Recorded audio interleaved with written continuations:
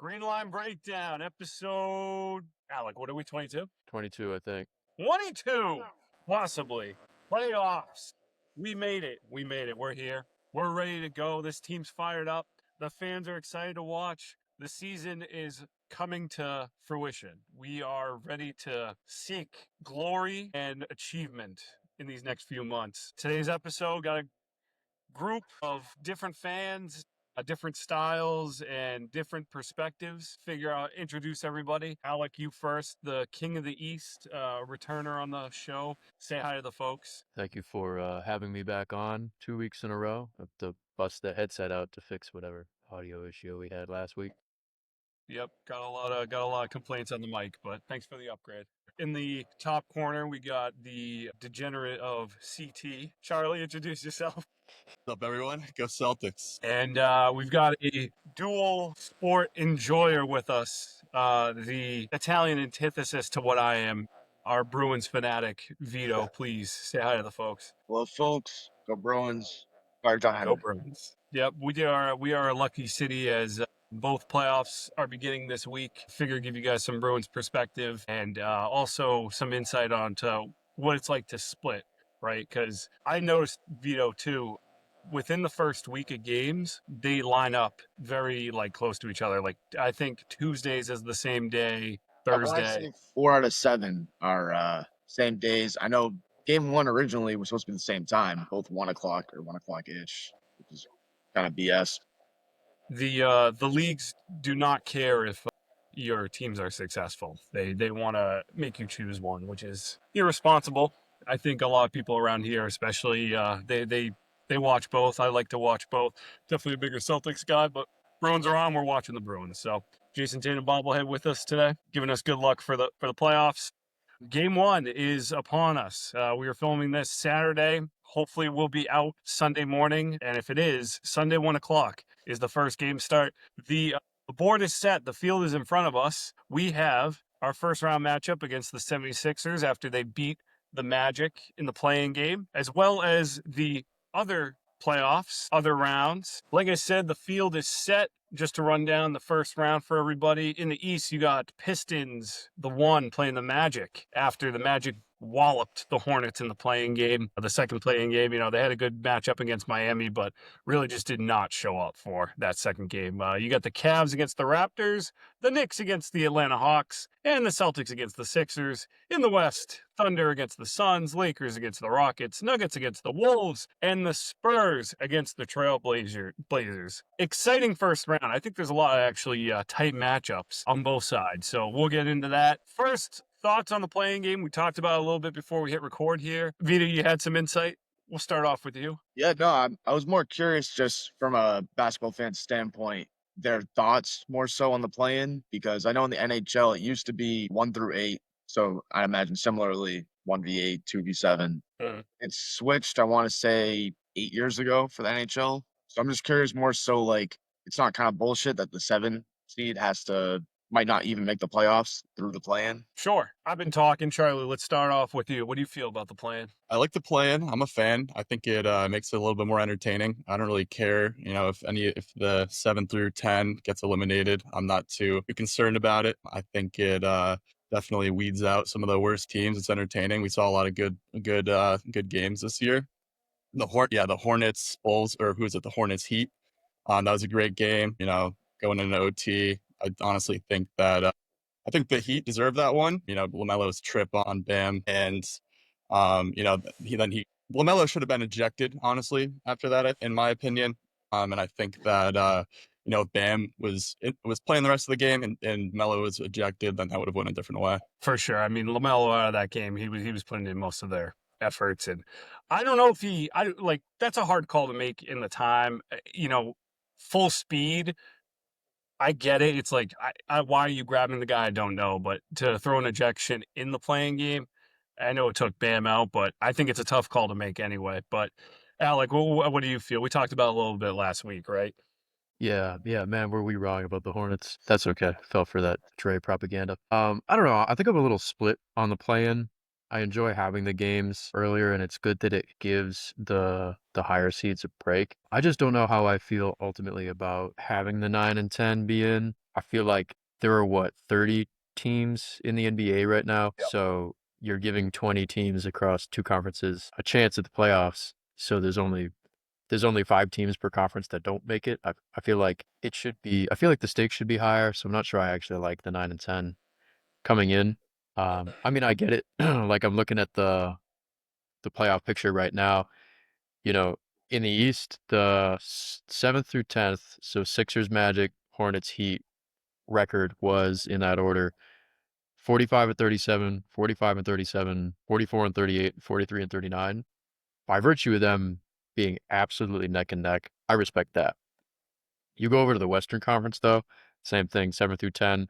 Suns 45-37, and Trailblazers 42-40, Clippers 42-40, Warriors 37-45. Warriors, terrible record. So, bottom of the West, pretty bad. And that's a pretty big disparity. So, the argument goes both ways. I think when they're bad, which it seems like the trailing Western Conference teams are, then I don't have a lot of respect for it. But like I said, ultimately, get to watch some more basketball, gives everybody else a break.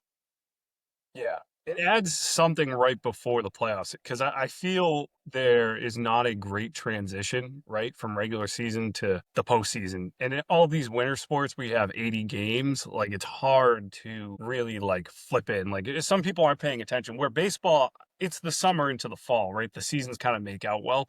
But for hockey and basketball, it's all of a sudden March, tournament's over, and then playoffs are like another month away. It's kind of a weird spot. But to kind of your point on you talking about the hockey seeding, I agree with normally in basketball, the top 5 seeds are the more dominant seeds, right? There is a drop off every year. It's usually like rare that 1 through 8 is competitive, where you might be able to add. Hockey, I feel, is more competitive. The wild card teams have a good shot. Like, Bruins are a wild card, right? Are they the 1 or 2 spot? One. They're the I 1 agree spot. with you. I was just looking at the standings. The East is just insane. There's only 2 teams below 500.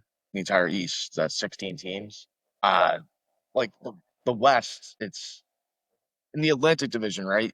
The Bruins would be the 1 seed in the Western Division, not the Central. It's ridiculous. But I don't know. The setup for NHL is weird. How, like, the Bruins could have been pinned in the Metro Division playoffs until the Eastern Conference. So it's weird. It's debated.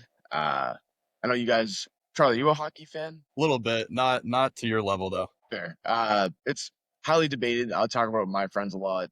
It's just I'll throw it back to you guys, but I want There's to no side. easy answer. There's no easy answer, right? And I feel there's an effort by the league with you got the in-season tournament, which is October, November, whatever it is, early, which gets the audience involved early on, and then you got the plan to keep them hooked as the playoffs start. So I see the attempts. I get it, especially for basketball. Hockey fans are more dedicated, like, through the season. That is something. There's a lot more fair weather fans in basketball and NBA culture than there is hockey, right? Like, that's how hockey's sustainable. The people that are fans are there from the beginning to the end. There's just more. Loyalty might not be the right word, but definitely a lot more fair weather on the basketball side. So those small attempts to keep them hooked, I think, are good decisions. Can they be better? Sure. But right now, it is what it is. And it's a 50-50. It could be a competitive game like the Heat and the Hornets, or it could be a game like last night, Suns and Warriors, and Suns kind of blew them out of the water. It gives those teams chances, though. I mean, the Warriors were injured half the season, and at the end, they still get a shot to sneak in and maybe make some noise. So I don't know. But looking at what's in front of us in the playoffs, Sixers, first round, how are you guys feeling? What do you feel about the Sixers? Do you feel like they're a threat? We went 2-2 on the season. Alec, I'll run it back with you. What do you think? They got some good guys, but I think we Yeah, have I feel advantages. I feel like you and I didn't talk about the Sixers much last week, which I don't know, maybe we should have. No. Splitting with them, going 2-2. We played them. I think we played them all in the first half of the season. I remember, like, I think we played 2 of those games the first 2 weeks when we were on that, like, 0-5 start. So in that regard, I don't really care about that, right? Because the Sixers came out hot. It seems like Maxey and Edgecombe play well together. And I like both of those guys. I don't like the Sixers. I especially do not like Joel Embiid, which I think we did talk about. Bomb. But I think Maxey is a likable guy. Yeah, he's a bum. But obviously they started hot and then weren't able to sustain that success. Like we talked about, they finished 7 games under us, 11 games under us. And like we've seen, the Eastern Conference has a lot more parity than people think. So it's not like we were just beating up on the worst teams in the league all season. So I'm not that worried. I think even if Embiid is playing, Tatum seems pretty close to his normal self. We'll see if they can keep that up on a sustained 7-game stretch. He's dropped 50 on the Sixers in the past. If he's got to do it again, I'm sure he's more than willing. So I think we have better talent, better depth. They have pieces. Obviously, you said Maxey, Edgecombe. We'll see if Embiid's up for the task. But Charlie, what do you feel? Because I know you said you're not super knowledgeable about the other teams going against you. What do you feel about playing the Sixers? Obviously, Well, the yeah, I past. mean, for the Sixers, going off what Alec was saying, I'm not scared about. I mean, I'm not really too concerned about the going 2-2 against them in the season. I think 3 of those games were in the first like 11 games, and Celtics took a while to adjust. And yeah, I mean, we obviously didn't have Tatum for those games. A lot different. I think it's, a clean slate, but again, I'm not too worried about Philly kind of getting to like the fundamentals of the NBA playoff structure. It's a best of 7 series. So the best team's going to win. Maybe Philly, sneaks up and wins 1 or 2 games. Maybe we have some off shooting nights, but end of the day, they're going to have to win. We're going to have to win 4. I'm not too worried about it. Definitely, worried about the road ahead, but yeah, not too worried about Philly. We definitely need to show up. That's definitely an issue we've had, is kind of, just not being too ready for some of these teams and kind of playing down to their level. But I'm just hoping that they just play their typical game. They are always fun to play against. If you look at those early games, even though that no Tatum early in the season when we weren't all, connected, those young guys weren't really stepping up the first 2 months, they're close games. So I agree with you that I don't feel there's any worry. They came down to the last quarter, a couple of shots, and we kind of, have reinforcements coming down the back half here. So in a 7-game series, if we lose, it's a disappointment. I know how the season started. It wasn't a lot of hopefulness coming right out, but now we are where we are. The team's positioned where we are. Mazzulla is up for Coach of the Year. Everything kind of fell in our place. It would be a disappointment not to get out of the first round. Vito, the city of Philadelphia, obviously a rivalry there in most sports, football especially. 2 Super Bowls against them. We've always played against them in basketball here. I think it's like 6 matchups in the last 8 years, which I think we've won all 6. How, from you as a fan, do you get up for it just because it is Philadelphia? Is there a little more to it? I'll tell you, I don't even think about Philadelphia. The last I saw a clip this week. I don't think they beat us since the 80s in the playoffs. Is that true? Yeah, that sounds 1982. right. It's before Yes. Charles Barkley, I believe, which is he's an older gentleman, I'd say. Definitely old. Yeah, I'd definitely say there was a rivalry with the Bruins and the Flyers back in the day. I don't know if you guys remember, but 2010, they came back against us. We were up 3-0. They beat us in 7, obviously. The year after, we swept them. I don't think there's been much of a rivalry since. They're a hard fighting team, I'd say, kind of like how we are now. Just they always like barely made the playoffs, and then they're primed for an upset. That's kind of what the Bruins are like now. I would say for Celtics Sixers, I mean, no, I'm glad we're facing them. As you said, we beat them year in, year out, it seems, especially recently. So I'm excited to watch, but I don't think about them. With the play-in still in front of us when me and Alec were talking last week, it wasn't a team where we were like, oh, I'd worry about them or I'd feel excited to play them. I think the sentiment is like, oh, whatever. We got to play Philadelphia. We'll just wipe them out. It's kind of like a know-nothing round, which I don't know if that's overconfidence or it just really is. Like, we've seen them so much. We know what they're going to throw at us. And they don't add anything for that first round. But, you got to play what's in front of you. They're in front of us right now. And I think it's going to be a short series. I would say in 5. What say you guys? Yeah, I'd say, don't want to be arrogant, so we're not going to say 4. I could throw them a bone, maybe 6, but definitely not a 7-game stretch. 4, Vito? I saw you 4 Yeah, 4, fingers. Vito. Yeah. Maybe wow. 3. How many games? Maybe 3. Charlie? Also, just to go back to you real quick, Yeah, The expectations for the Celtics changed for halfway through the sure. season, Yeah, at yeah, least. yeah. No, they did. You went into it, you were hopeful. I mean, you didn't know what the year was going to be. You didn't know if you were just going to tank. Expectations changed once the off the bench guys came in, from what I saw at least, and they played way above expectations. I mean, they Yeah. held in there. Week Yeah. 2, I came in on this saying, listen, because everybody was calling to tank for DeMonsta or any Booz or any of these, guys coming out of college. And I said, tanking is not in our DNA. It doesn't make for an exciting season. At the very least, we're going to play mediocre. I don't think we're ever going to play so bad that, I know it's a bad start, but I don't think we're going to play so bad that we're down low compared to, it's really hard when you play in the same conference as the Wizards. And at the time, I said the Hornets, not knowing what they were going to be. But a couple of things I pointed out saying these have to happen is Keita has to step up, which he did. They had to go get an additional center, which they got Vooch, but he hasn't even really had to do much to put us in this position. And these young guys have to add way more value than what they currently are. And they did, and obviously we were in a good point for Tatum to come back. How did Charlie, beginning of season to where we are now, what were you expecting? I mean, obviously, I didn't have my expectations too high like anybody else. I was excited to, yeah, and obviously, we started off pretty poorly. So I was excited to kind of see what was to come. I gained a lot of confidence. I definitely thought it was 100% like Tatum, the number one option, Brown, the number two option when they were healthy. But I mean, now it's honestly pretty split. And I think it might continue to be. I think Tatum being injured definitely gave Brown the opportunity to develop, come out of his shell, really prove himself. I think, Tatum really dropped his ego and is kind of, I know he's, you can see him in clips speaking how he doesn't want to come back as a role player. And he's not, I'm not saying he's a role player, but he is more of a role player now than he was before. Yeah, no, I think that he's embraced that role. I think Brown is still playing still playing amazing. Brown will put up 30, Tatum will put up a double-double, triple-double. They're playing off each other better now than they were before, I think. And I think that's a hot take, but I think that their chemistry has definitely improved. Again, Tatum dropping that ego, Brown probably picking up a little bit more of an ego, but maybe it's earned. I think he should definitely relax a little bit with with the ego sometimes. I was Kind of, afraid. yeah. I mean, getting into the series, I will say, I think that Philly's game plan, their biggest adjustment is obviously going to play for Tatum, is adjusting to Tatum. And I think that all these other guys have proven they could step up. So I think they're going to be doubling Tatum a lot, leaving some of these other guys open. Wizard, Pritchard, going to be hitting threes, going to be wide open with the double teams on Tatum. And what do you think? I don't think I got how many games out of you. I'm saying 5. You're saying 5. I think 5 is the easy number to point to.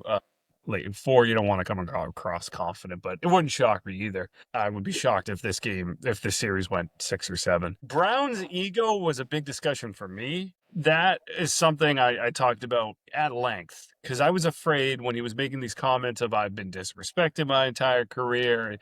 It always came across as shots with Tatum.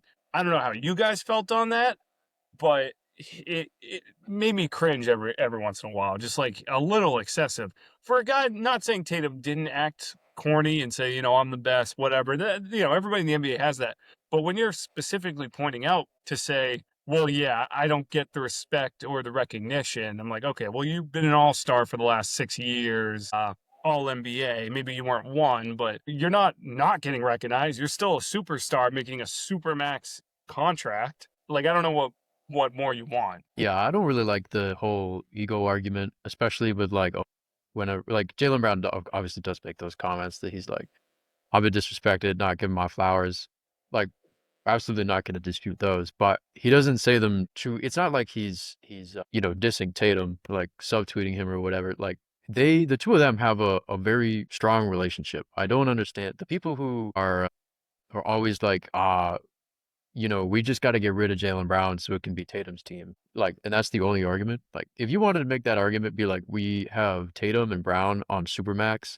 They're the top 2 highest paid guys in the league. And you want to argue, like, we can't support the contract. At least that's something. But just to say, like, we got to get rid of one of them so the other could own the team, that's stupid. Like, Charlie, what you were saying, they play off each other. I agree with you. Since Tatum has been back, like even better than years prior. And not to say that I thought they were getting in each other's way, but Brown has definitely become very comfortable taking on the majority of the load through the game. And Tatum right now is just playing to what his strengths are. and that's getting him close to a triple-double. And that brings the whole team up rather than, you know, like a couple other teams in the league probably have two guys like that who kind of stat chase or whatever. But that's what's so fantastic about being a fan of the Celtics is at the end of the day, it's like, I don't really give a shit who got the points as long as we won. It could be like Pritchard had 45 and Tatum played 2 minutes. Another fantastic Pritchard game. You know, that's where I come from. There's no need to be all this like it's his team, it's that team. It's the Celtics. You put the jersey on with the colors on. You go to the Garden. You watch the game on NBC Sports Boston. It's not NBC Sports Tatum. Right. I agree. And to Charlie, to your point, Tatum has adjusted to that more point guard role, right? Where he's sending the ball across the court. He's not taking the immediate first shot unless it's a really good shot, right? He's wide open. And that's going to be very important because they're going to, like you said, go to him because it originates from him and it opens up everybody else. So if they can keep it for now as they are, that is the most important thing, right? The end of the season really proved that just because Tatum's back doesn't mean there's a switch in importance from one of these guys. They're both important. They're both pillars of the team. I think they have that mindset of they play for the city, they play for the team. They don't, they're not stat chasing. They get the recognition. I think my problem's always been is they do get recognized. They are all-stars every year. They are all NBA every year. They have supermax contracts.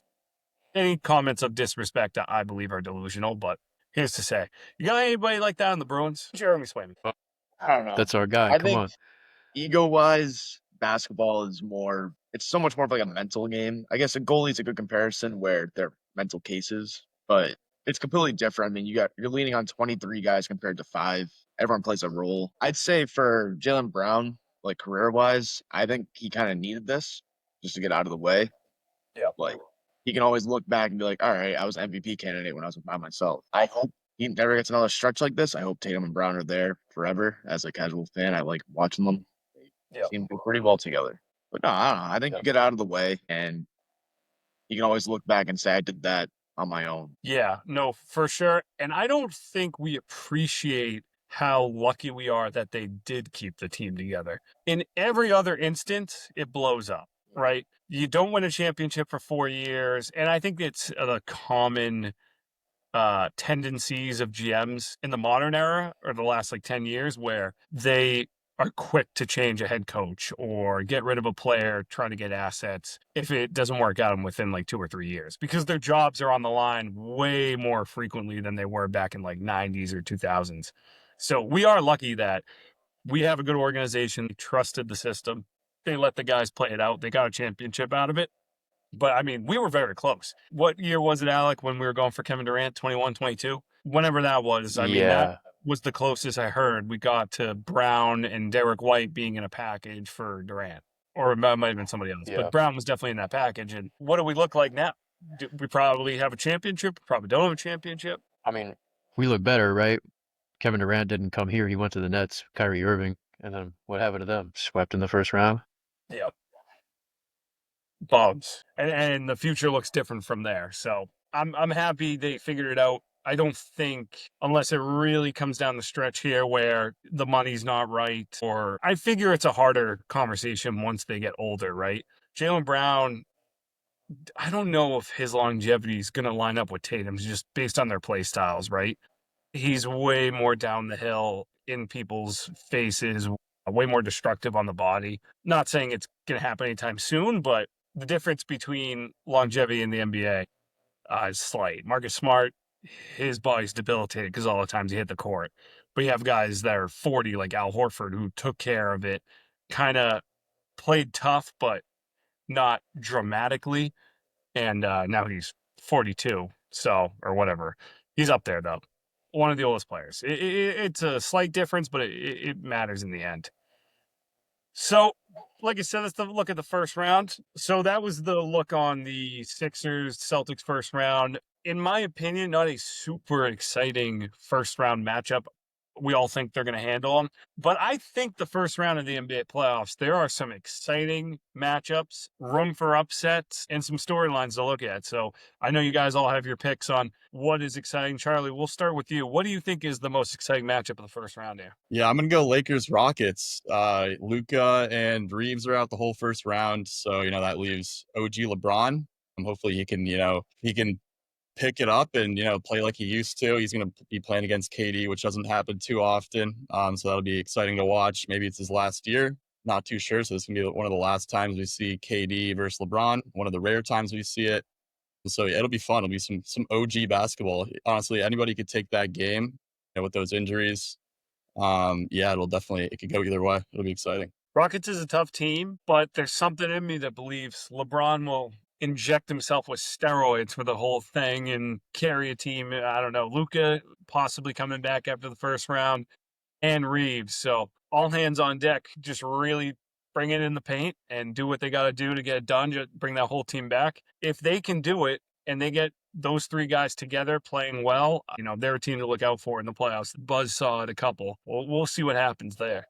I will say I definitely do have a lot of faith in LeBron though. I mean, he's always been a clutch player, a playoff player. A lot of those OG guys are. So I mean, but I think he is definitely more than Durant. So I truly think LeBron can step it up. He knows it's one of his last years. He's playing with Bronny. I don't know if Bronny probably won't touch the floor the entire playoffs, but let's hope not. Definitely. I don't know, man. I do have some faith in LeBron. Do you think playing with that nice young man Bronny will invigorate LeBron? Think he's got to say, I got to show my son how to do it for the one time. He takes his life force from the sun. That's what it is. He just breeds him to be an NBA player so he can suck it all out of him. Pause. He gets stem cell. Yeah. Do you think this is LeBron's last season? This is what I've heard in the last week. LeBron says he doesn't care for a farewell tour, so he might end it this year. And the second thing I heard was he's looking elsewhere outside the Lakers for the final couple of years. The Warriors were only going to offer him an MLE or a minimum deal. And the Timberwolves, I thought, was the other team. Two teams he was interested in. I know Warriors were one of them, but what do you think? You think he's done? I think he should be done. I don't know. I would not want to see him go to the Warriors. I think he should just retire a Laker, cut it off clean and simple. Yeah. I know he wants to play with Steph. That's obviously what that is. And I mean, I don't think they would do anything anyway. I think it'd be kind of a waste for the Warriors. But yeah, I think it should be his last year, which is hard to say. I'm a big LeBron fan, or I mean, at least re-sign with the Lakers. I don't know. It's probably 50-50. I'm going to say I think he re-signs with the Lakers for a couple of years. I hate him, and I know he's full of shit that he doesn't want a farewell tour. He wants to get jerked off the entire season for 82 games. Vito, you're shaking your head. You agree with me there, right? Yeah. Is he still averaging numbers? Yeah, he's still a decent he would be a starter on most teams. I hate to say it, the talent's there. I feel like a guy like that, he's gonna go until he can't. Yeah. I mean, he's already been doing it for probably 5 extra years, and he probably should have. But I mean, if he can still contribute at this level, why would he stop? What I've liked the past season is that they finally moved away for him being the icon of the league, where they're addressing more Anthony Edwards, Tatum, Brown, Wemby, obviously SGA. I complained about this last year where I said they're just focusing too much on a guy that's over 40. I get it. I know what he's done, but it's going to the end of his career. You cannot keep investing marketing into the guy because when he's gone, you're fucked. So are they really? Are they? You think they're really investing that much into him still? I don't know. I feel like they have kind of. I think not this year. I think last year they stopped. Yeah, it's because of Luka. Luka's. I mean, LeBron doesn't have all the shine on the Lakers anymore, so Luka's kind of younger. That's what it took. It took them, and I believe that the NBA made that trade happen. I think a lot of people are. It looks sketchy when Dallas gets the friggin' #1 pick the year after it happens, right? I think that's what happened. It took Luka to become part of that team to kind of let LeBron take a step back. So, he might have one more in him, though. We'll see. And they don't. I think he does. He's got one more year because he's definitely going to go play with Bryce. If he's hanging around to play with Bronny on the Lakers, when his other son gets drafted, he's definitely going Bryce to go. isn't getting. Bryce wasn't Hang even out playing there. for Arizona. He's gonna stay there. Was he? I thought he was getting minutes. No, red shirt. I mean, Oh, he man. played a Well, little, LeBron's but he's gonna. not. Bron will stick it out then. He His could other wait a son's year or freshman? whatever. What was that? His other son's a freshman? Yeah, his son's a freshman at Arizona. Yeah. Like fucking playing in 2030. Yeah. And he's not a good, like, I think Bryce understands more of he's not getting the path Bronny took, so he's going to stay in college. And you know what? I don't think Bronny's a terrible basketball player. I think his problem was he should have stayed in college, got more developed at that level, and he would have been a pretty good support player by the time he got to the NBA. He shouldn't be joining at 19. Yep. That was his issue. Yep. So Bryce might be competent by the time he gets here. But yeah, I don't think Bron's going to have a chance to play with him. He's going to get jerked off for 82 games next year, and then he's going to call it a career. Hope to God. Hope I never see him in my city. I don't know, man. You know, we could get LeBron. LeBron could go to every team in the league on a 1-week contract and just cycle through, and that would actually guarantee him a ring. As long as you were playing on the roster. Yeah, you're guaranteed. Yeah, somebody's got to Would win. not want to see him in Celtics green. My eyes would burn. Anyway, that's enough LeBron hate. Vito, most exciting first-round matchup for you. Oh, sorry. Charlie, pick who you think you'll win in that matchup. Rockets or Lakers? I'm going with the Lakers. It seems you guys are all LeBron haters. I actually was unaware of that before this podcast, but I think he's going to step it up, and he's a clutch player. I think he's going to pull it off. All right, we'll take your word for it. But yeah, not a fan. Hope to see him. If his knee blows out, I'll be happy. Vito, Whoa. your favorite or most interesting matchup first round? Yeah, no, I just looked through the bracket for the first time before this. And I look for superstars, good matchups. I'm going to go with the Timberwolves versus Nuggets just because I like Ant. I think he's a fun player to watch. I know he was injured recently. It looks like he's playing game one. So I don't know. I feel like that's a talented matchup to watch. I'm not going to pick the Suns against OKC. No, those are definitely two good teams. They get to play a lot during the regular season. I think it's a pretty even matchup. So I'm a fan of Anthony Edwards. I love how he treats his baby mamas, pays the child support all up front, calls it a day. MVP in that regard. Who do you think, Yep. Obviously you got Jokic, Jamal Murray, Anthony Edwards, DiVincenzo, probably one of your favorite players in the NBA, Rudy Gobert. Who do you think is going to be the most important piece in that matchup? The Timberwolves come on top, it has to be Ant. I mean, he's going to have to pull some shit out of his ass to come away with some games there. I mean, I would imagine the Nuggets are probably favored by call it like minus 150. I don't know basketball, but I'd imagine. Yeah. I want to was a 3 versus 6 seed. Does that sound right? Yeah, they're 3 and 6. Let me look up the odds. Yeah. You gotta lean on your star player to come through. They are a minus 282. Oh, that's a lot. So Wow. I think the Nuggets are kind of the sleeper in the West to make the playoffs. But I kind of get to that point with this first matchup where they're going to get, if they win, they get energy off of it. They beat a really good team. Their second matchup's probably not as bad, or it conditions them to go against the Spurs or OKC, and it gives them a little like ignition. And they're also, there's no pressure on them. They're not really looked at as a team. I was telling Alec last week, last 4 years, it was the Nuggets to lose in the West, right? But that's now OKC or the Spurs. So you want the Wolves to win. You think Anthony Edwards is going to be the top player. I wouldn't be shocked if that happens. What do you guys think? You think Wolves or Nuggets in that? Nuggets. Dave, you and I talked last week. I like that matchup too, Vito. I just think it's the Nuggets, like Dave and I talked about. Nuggets expectations just fell off a cliff. It's like they didn't even win 3 years ago. Charlie? I'm going easy Nuggets. I think they probably wouldn't. Maybe not too easy. I'm going to say maybe they win in 6. But yeah, I could see Ant definitely taking the Nuggets for taking them on a run for their money. Yeah.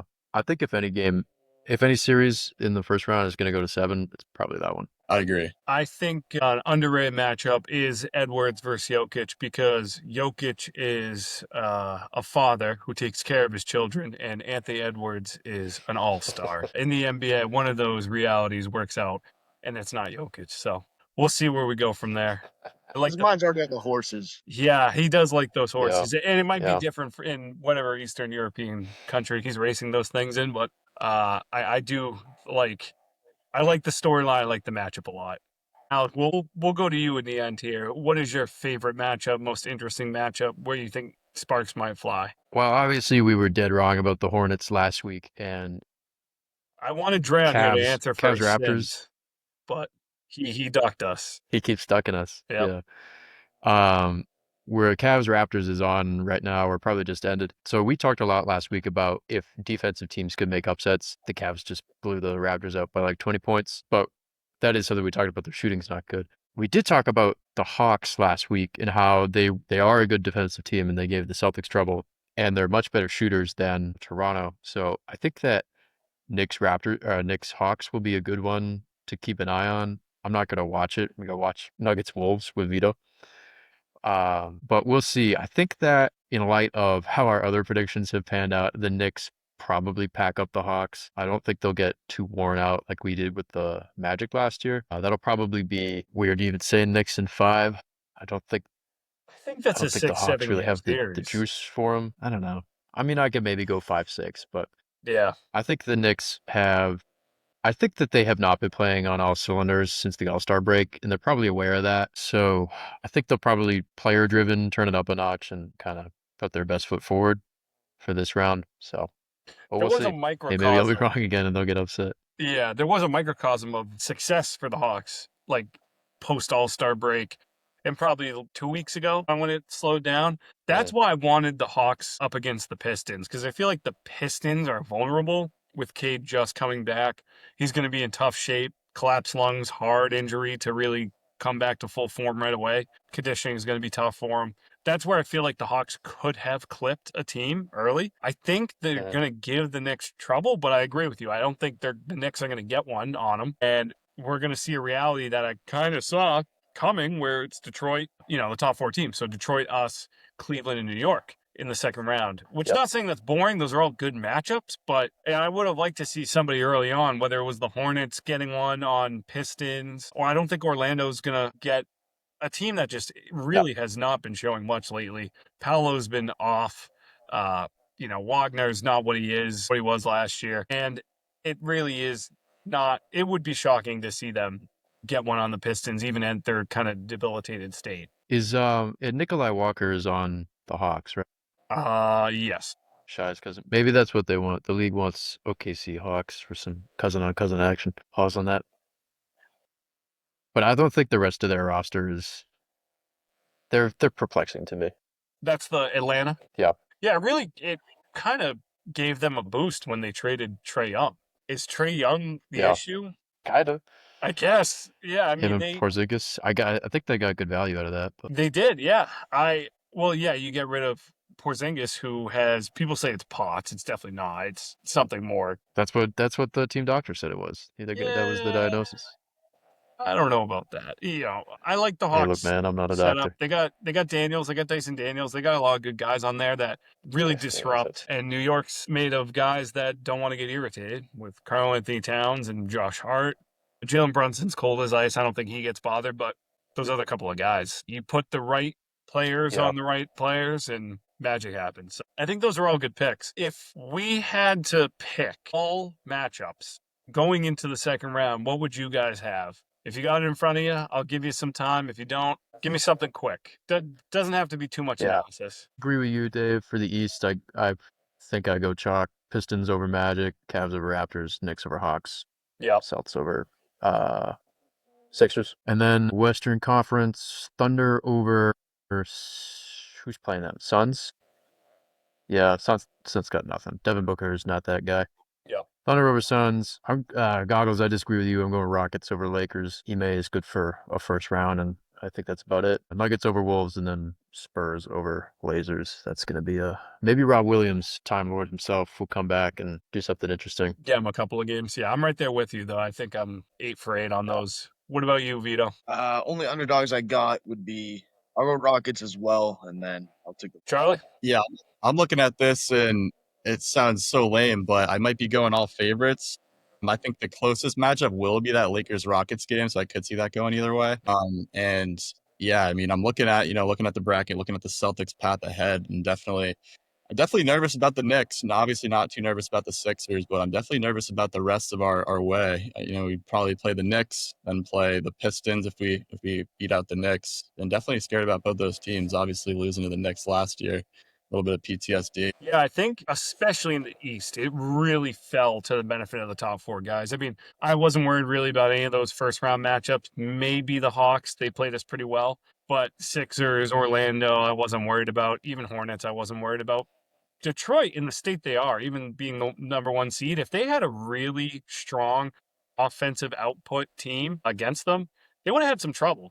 But they're getting lucky with Orlando, who is really just all defense. And, they're an 8 seed from it, but you saw what our backups did to them a week ago. Like, Detroit's not going to lose to that, G no League, matter what yeah. Cal State they're in. I still cannot believe the G League Celtics beat fully loaded Orlando roster with something Beat to play for. the brakes off of them. And I hate Garza to this day. I know he's done a lot of good for us. Still hate him. And he had a hell of a game. And every shot that went in, I'm like, yeah, he's gonna grease this one up. And he did. He's a bum for it. But Actually, I'm glad we got Vito on because this is something that I've been thinking about from the way basketball is played, especially with Tatum and Brown for a long time. So not only did the Celtics G League team beat the brakes off of the Magic, it was only 8 guys in the lineup. So you had 3 dudes on the bench out of the rotation at the time and the other 5. So the majority of the team left over was on the court for the whole game. Vito, something I've taken with Tatum and Brown from hockey is the idea that we should be 2 guys that good. You can play the team in lines, like your first line, second line, where you have whoever you need first up. You got like Tatum and Derek White, very good combo 2 years ago. Porzingis and Brown were a really good duo, and run 2 squads of 5 guys around them. What do you think of that? You think there's some merit to learning from other sports there? I mean, I would guess not many teams have the depth that the Celtics have, where they can put out 2 starting fives pretty much. I mean, in theory, yeah. I mean, why wouldn't you if you can just, after a quarter and a half, just put out another playoff fucking roster to match up against anybody in the league? I mean, it's not realistic, but it is for the Celtics, I guess. So why can't the Bruins draft a good team? Don Sweeney, but Don Sweeney's a good GM. He makes good deals, good signings. They haven't drafted well in a long time, but that's okay when you make some good signings and you hit on David Pastrnak, and that's enough, I guess. Covering his He's ass. But hey, carrying this team to the playoffs. we see that for Brad Stevens. He makes it happen. Who do we have? Our draft retention has been pretty bad historically. Between Tatum and now, we had Desmond Bane as draft pick. Let him go. He's had success. I think that's more because we have such a solidified starting like 3 or 4. It's hard to get those guys minutes. So we're just like, whatever, let's get rid of them and get some I assets. think that's fair. All right. Well, I think I want to hear from you guys. One important, interesting, your favorite thing coming out, maybe most surprising, coming out of the Celtics team. It could be anything. It could be a single player. It could be, I would say, Tatum's return, but that's too easy. It could be recognition of any of the coaching staff. What do you guys think is maybe the one surprising thing on your docket? Anybody, jump in. I think, one of the more recent ones is Shireman coming out of his shell. He's got 14 threes in the last 3 games. He's really been starting to prove himself. He's kind of looking like a Hauser out there. It'll be interesting. I kind of want to hear what you got to say about this, David. Like how the Celtics utilize their depth in the playoffs. Like I know they utilize their depth all the time in the regular season. I feel like Missoula does a good job of that, playing literally every player on the bench, giving them decent minutes. I wonder where that line will be drawn in the playoffs. Yeah, so a normal roster is like 8 guys, 8, 9 guys going to the playoffs, if you're lucky.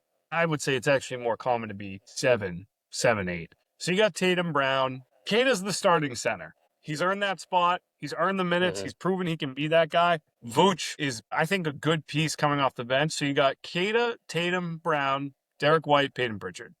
Those are going to be your 5 guys. Pritchard maybe coming off of the 6th, and you got Hauser at the start. But I think you can swap those guys no matter what. It doesn't really change a whole lot. And that's 6. Vooch at 7. Ironman at 8, probably. And then you got Walsh and Gonzalez. So that's 9 and 10. You got 10 guys confident with getting a little more minutes than usual. I would say Walsh is probably the 10th out of that. I think I would even trust the rookie more than Walsh. His shooting isn't there. It's not consistent enough that I put him in the playoffs with major minutes. But he's going to get some time. I think I disagree with you on Walsh because he's been playing. I think he's been covering Maxey in a lot of the last games against the Sixers. Yep. Playing very, very well. I think, there's been a lot of press conferences with Jordan Walsh before this series, and he's confident. He's ready to play. It seems like that's kind of the way it's going to go. He doesn't do too much on offense. He passes up a lot of open threes. But I mean, at least he's not turning the ball over. But he's playing great defense, and we need somebody to guard Maxey. I could see it being him. Not for the majority of the game, but I could see him definitely guarding up against Maxey because he's got good experience in doing so. Making the difference. Beat Derek White, and then I don't know who's going to be guarding Maxey. I agree with you. And I think I'm giving you a roster of possibilities. I think Mazzulla is very good at not listening to the noise of the normal situation would be take these 8 guys, give them the same minutes every round, right? But that's just not the case. We have depth where specific pieces in the 7 to 10 range work well against certain players. So we're not going to really know. I think Mazzulla has the right idea. You saw against the Knicks 2 or 3 weeks ago now, he wasn't adjusting. He let them lose because we're probably going to play the Knicks in the second round.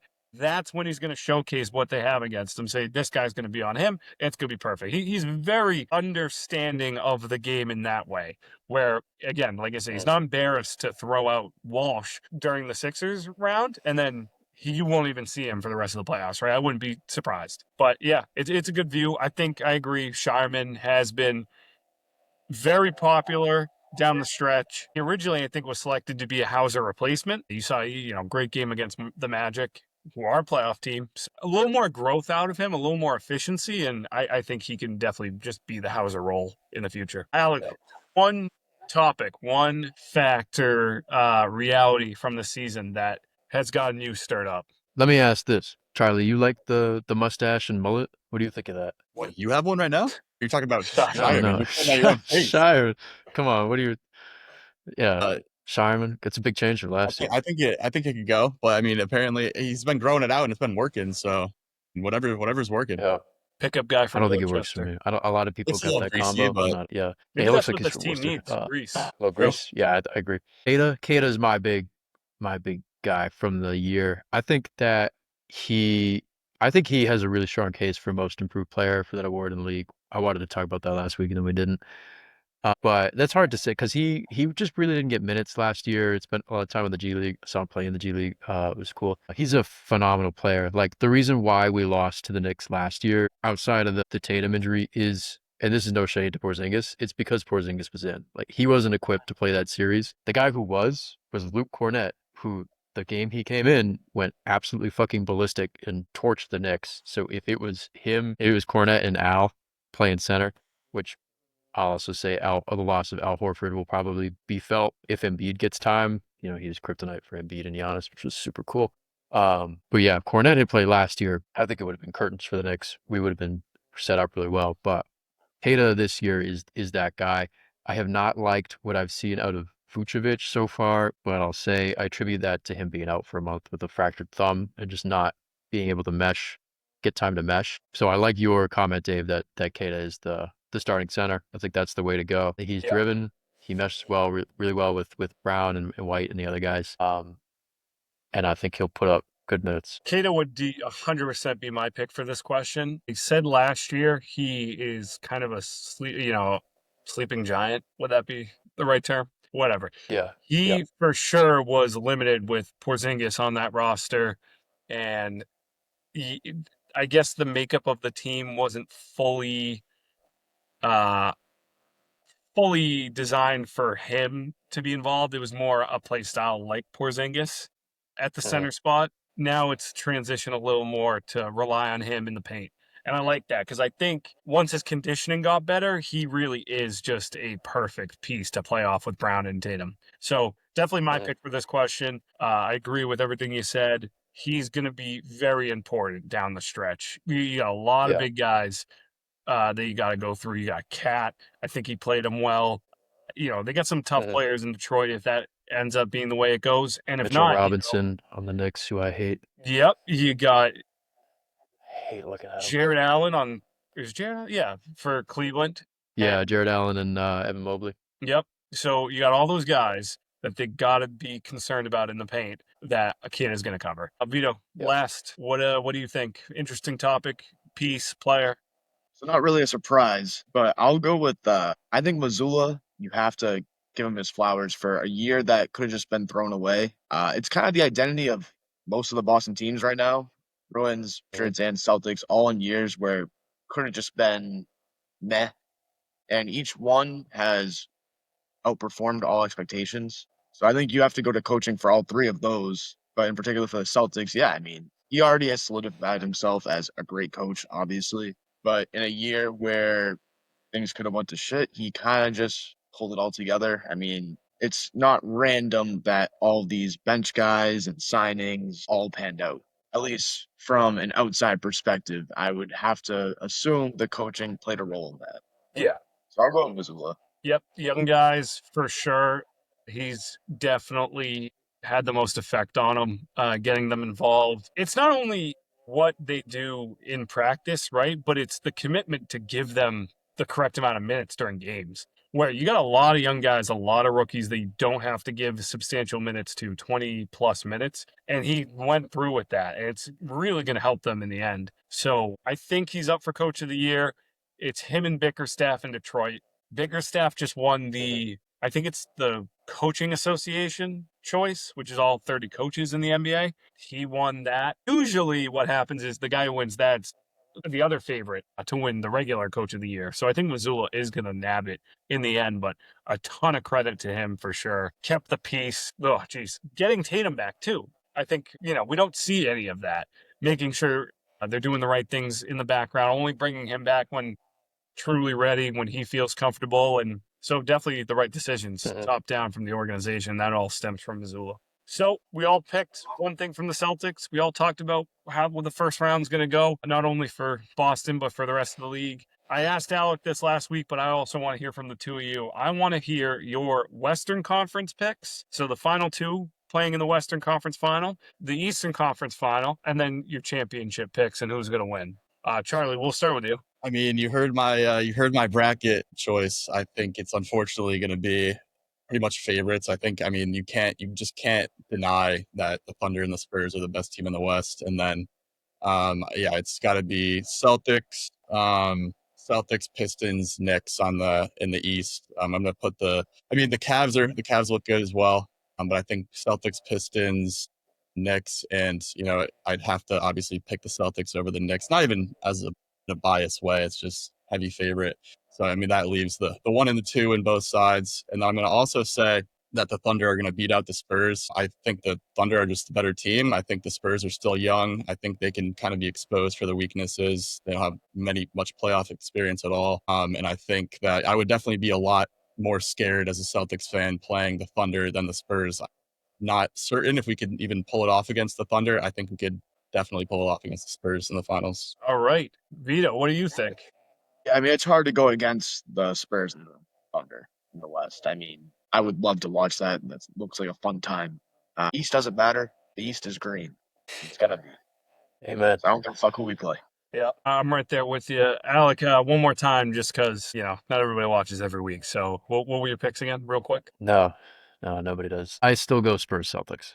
Although I think your report last week about Denver would be an awesome matchup too. I think there's a lot of confidence in the Spurs. I do think, like we talked about, the Nuggets are underrated. I think the youth is going to show, and I think Jamal Murray's a playoff guy. Jokic is going to take care of him. That would be before the Western Conference, obviously. And then once they cut off the Spurs' head, it's kind of no man forward. There's no reasonable guess there, but I'll just have the Nuggets over the Thunder. And then, of course, like Vito said so beautifully, the East is green. Now, the better question, not championship favorites, but are we all assholes for picking the Celtics to win? No. It's a legitimate chance, right? Like, I don't think we're the only ones just because we're fans. I think the media is kind of backing us on that, saying Celtics have just as good of a shot as anybody to win. I think the Thunder are kind of the overall favorite, but Dear God, do not let them win a championship again. I hate their style of basketball. I would love to see the Spurs. I'd love to see the Nuggets. If it's the Thunder, gouge my eyes out. I do not want to see them again in the finals. No. You all agree there? I agree. Definitely, yeah. The Pacers are what made that matchup fun last year. Yeah, and I hey, think the that's a Pacers bit of are the 7, so I mean I think they're overrated in the end, but I think there's a bit of like a Jaylen Brown and Shea rivalry kind of starting to heat up there too. is. That'd be cool, and I think Jaylen Brown's gotten the best of him most recently. So They, I don't know if that was to be the matchup. I can see it going the Celtics' way for sure. it's too bad we only play them twice, not just the Thunder but the Spurs, because there definitely was something kindling there, and they get it under each other's skin. Yeah, it would be a good series for sure. So The battle for the future of ethical hoops. yeah. Jaylen Which Brown is is such an a ethical stupid hooper. argument. We got to give him that much. So that's pretty much a full comprehension of the league in front of us, what the playoffs are going to look like, your guys' thoughts. I did tell Vito, I promised him some time towards the end to give some Bruins analysis of the first round and how far he thinks he's going to go. Obviously, first round against the Buffalo Sabres. I've heard that is a good matchup for us. Can you add a little more context? Yeah, it definitely is. The other option was going to be the Hurricanes if we finished below Detroit. Not Detroit, I forget. Fuck it. But no, we finished wildcard 1. Buffalo is a good matchup. They haven't made the playoffs in, I want to say, like 13 years, maybe more, maybe like 15. But no experience there. We have some experience with some of our core guys, obviously. Yeah, no, I'm more, if we can get past Buffalo, there's a chance we get a Bruins Canadians matchup in the second round if they can go past Tampa. That's just the most beautiful thing in the world. And that's all I want in my life. That's a Haven't hate seen watch, it. right? Oh yeah, Oh yeah. haven't seen it since I want to say we faced them in 2015 and they beat us. So that's the goal for this year. Everything, just like the Patriots season, this is all just a plus. Sure. No one really had these expectations. So anything from here on is just cherry on top. If we can get a Bruins Habs matchup in the second round, it would make my year. You can say But if you guys have any questions or input on the Bruins, I wanted to ask if it's not Canadians, and you said it would be Tampa. second round, yeah. You think we're getting clipped? Assuming we win against Buffalo. Sure. What'd you ask for before that? If we get clipped by Tampa, if we do get past Buffalo, Yeah, it probably would be Tampa. Tampa's the better team. Tampa's probably the most dangerous team in the East. Dude, I'm with the Hurricanes. I wouldn't want to face either, personally. But the team to be in the NHL right now is the Avalanche. I think they're pretty much on par with like OKC, like odds wise and probability of winning. I want to say they're both like plus 150, 200 to win the whole thing. So it's definitely a year with less parity, but if the Avalanche fall, then anybody could win. That's just the NHL playoffs year in, year out. So when's the first game here? You cut off for a second. Oh, sorry, when is the first game? Sunday, 7:30. 7. Was 1 o'clock. They changed it. NHL did a terrible job with setting the schedule. Good to hear. Yeah, no, because the Celtics play the 76ers tomorrow, 1 o'clock. This hopefully is coming out in the mornings. Get up on that. Early Sunday games are always fun to watch. Should be exciting. I think we have some entertaining playoffs, not only for basketball fans, but hockey fans as well in front of us. So it's a good time to be a Boston sports fan. Always is. Yeah, usually. Always is.